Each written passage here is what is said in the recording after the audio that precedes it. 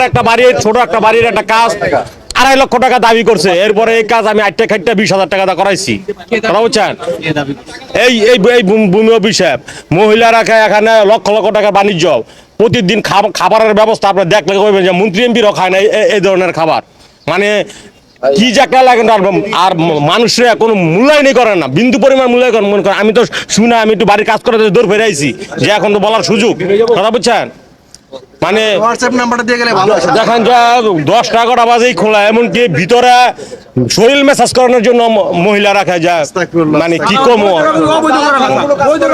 এই এই ভূমি অফিসে মনে করেন যে চাটাই না, হ্যাঁ মনে করেন কোটিপতি। আমার মনে করেন কি বলবো, বলার কোনো ভাষা নাই। আমরা যে এলাকার মানুষ কোনো 2 পয়সা গণ্য করে না। বাবার জায়গা 25 শতাংশ জায়গা, সমস্ত কাগজপত্র আছে স্যার, কিন্তু আজও পর্যন্ত আমরা সেই জায়গাটা দখল করতে পারি নাই এবং মিউটেশন করার জন্য কোনো করতে পারি। এখানে দরখাস্ত দিয়েছেন? দরখাস্ত দেওয়া আছে স্যার। আপনি আমাদের যে একটা নাম্বার আছে ওই নাম্বারে 161 এই নাম্বারে ফোন দিবেন। এটা দিবারাত্র 24 ঘন্টা খোলা থাকে সপ্তাহে।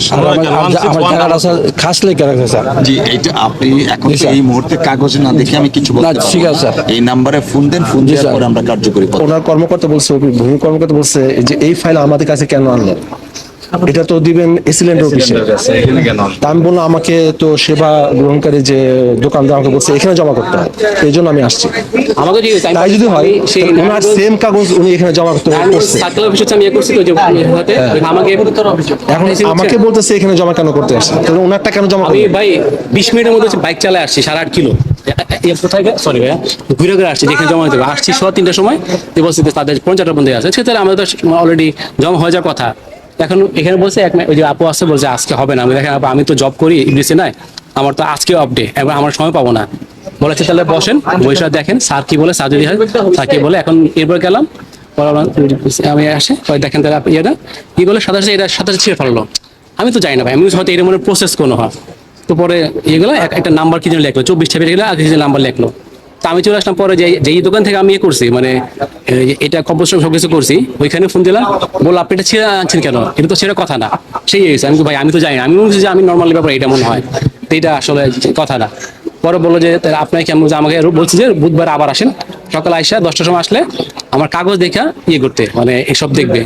আমার তো কাগজ সব জেনুইন কাগজ, এখানে তো ফ্রডের কোনো কিছু নেই কোনো, কারণ আমি তো সবকিছু করছি। তারপরে সবকিছু ওইখানে আসেই অনলাইনে আছে, আমার কি আছে। তো আমি সারাদিন চিন্তা যদি হয়তো কোনো একটা ঝামেলা হইতে পারে যে টাকা পয়সা আছে, ভাই গ্যাঞ্জাম করতে পারে, টাকা পয়সা করতে পারে। আমি তো এখানে আমি ট্যাক্স পেবল পার্সন, আমি ট্যাক্স দিই সরকারকে, আমি এখানে দুর্নীতি করবো কেন?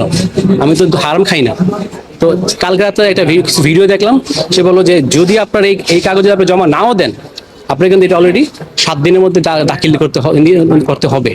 যদি আপনি নাও দেন, যে কোনো ভুলে গেছেন নিয়েছেন, আপনাকে এটা জমা দেওয়ার নেই যে এই যে লাস্টে প্রজ্ঞাপন হয়েছে, প্রজ্ঞাপন আমি নামাই নেই, তাহলে কি যে তাইলে আপনি এটা দিতে হবেই মাস্ট। তারপর চিন্তা আমরা আজকে আসলাম, দেখি কি অবস্থা। কারণ আজকে আসলে দেখি যে মানে অনেক কিছু ঘটে গেছে, যে অনেক টাকা পয়সা চাই। যেমন শুনলাম যে এই দোকানে নাকি টাকা পয়সা খুব ভালো লেনদেন হয়, বা আরো আছে হইতে পারে। তা আসলে আমরা তো তাহলে কোথায় যাবো, কোথায়? নামঞ্জুর করে দেয় আমার বাহার সম্পত্তি, আবার আমার 200% টাকা দিচ্ছে না, সেটাও নামঞ্জুর করে দেয়। কে আমার 200% টাকা কেন পানা না? কেন ইয়ে করে দিচ্ছে, কেন বাতিল করে দিচ্ছে কেন বারবার? কেমন রকম এরা মনে বেশি টাকা চায় আছে, আমরা আগে আমি তো বুঝিনি, আগে চোরের টাকা দিতে পারি না। আগে চোরের টাকা আমি আগে তো টাকা চায় না, না চায় টাকা। কত টাকা চাইছে? 40,000 টাকা চায়, 50,000 টাকা চায়, জায়গা বুঝা।